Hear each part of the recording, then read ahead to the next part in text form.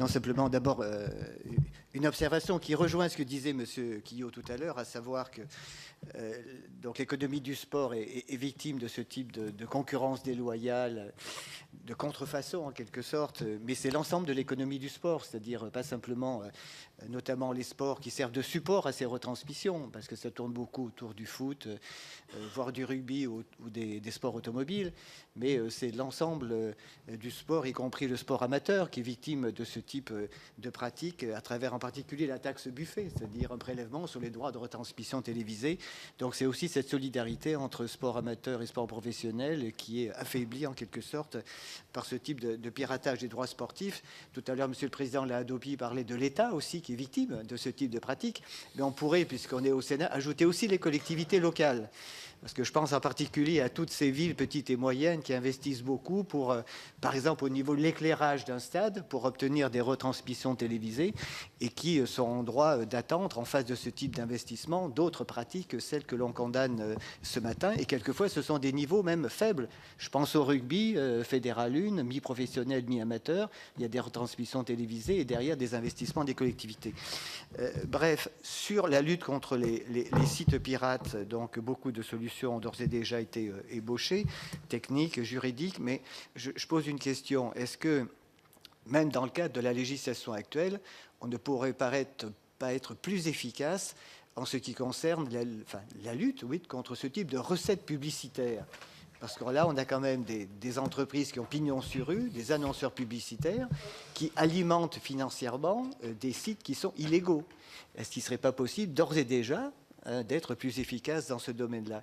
Et puis une autre question, dernière question, effectivement, c'est très difficile d'estimer, j'ai bien compris, les chiffres d'affaires qui sont en jeu. Et l'adversaire est en quelque sorte anonyme, sans visage, mais une question peut-être banale.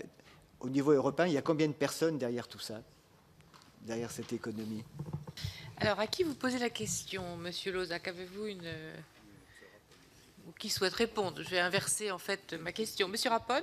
Une partie de la question. Sur la deuxième partie, je ne peux pas répondre. Combien de personnes il y a, je ne sais pas. Ce que je peux dire, c'est qu'est-ce qui se fait en matière, effectivement, de piratage de contenu culturel pour assécher les ressources publicitaires des sites. Ce qui pourrait donc être fait, là aussi, d'une manière, j'allais dire, quasi identique en matière, effectivement, de piratage des contenus sportifs. Aujourd'hui, le mode d'assèchement, qui est emprunté d'ailleurs à la fois dans sa sémantique et dans sa technique de ce qui se fait aux États-Unis, donc Follow the Money. Donc c'est un système qui repose purement sur l'initiative privée, c'est de l'autorégulation, et se trouve que une charte a été signée.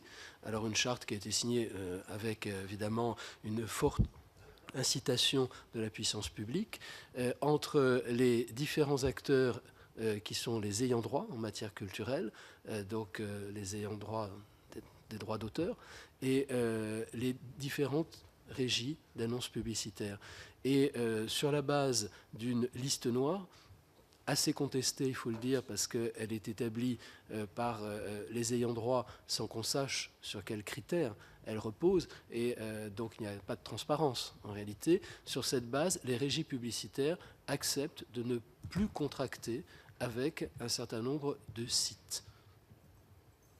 Alors, nous, on se propose, mais dans le cadre, encore une fois, de ce qui existe pour les contenus culturels, de sécuriser cette procédure en précisément reprenant à notre compte cette compétence exercée de manière pragmatique, mais c'est souvent dans un premier temps ce qui se fait, de sécuriser ce système en étant l'autorité qui précisément caractérise à travers des critères objectifs rendus publics, qui caractérise l'illicéité de ces sites et qui également met en place une procédure contradictoire quand ces sites figurent sur une liste noire pour recueillir leurs observations, ce qui est quand même la moindre des choses dans un état de droit. Mais ça pourrait tout à fait être effectivement élargi, ce type effectivement de process, en quelque sorte, au piratage des contenus sportifs. Merci, Monsieur Rapone. Monsieur... Pardonnez-moi, Monsieur Géniaud, allez-y. So I would like to answer. Et j'aimerais également répondre Okay.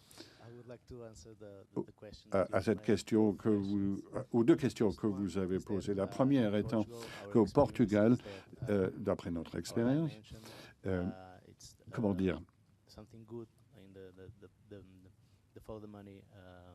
cette approche d'assécher les recettes publicitaires, mais nous n'avons pas d'organisation d'annonceurs importants. Donc, tout ce qui est annonce que l'on trouve sur les sites Internet viennent de Google ou AdWords.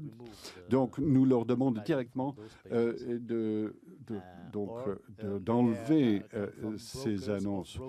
Ou bien ce sont des courtiers ou des sous-traitants de courtiers qui opèrent dans des pays tiers. Et nous ne pouvons pas donc avoir un impact. Alors, en ce qui concerne l'impact sur le nombre de consommateurs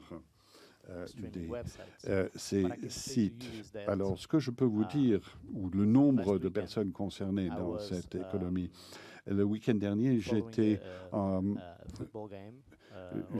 train de regarder un match de football d'un grand club portugais et le site avait le nombre d'utilisateurs qui étaient en train de regarder le contenu. Et le chiffre le plus important de personnes qui regardaient ce match, c'était 5000 personnes. Donc, vous pouvez multiplier cela par le nombre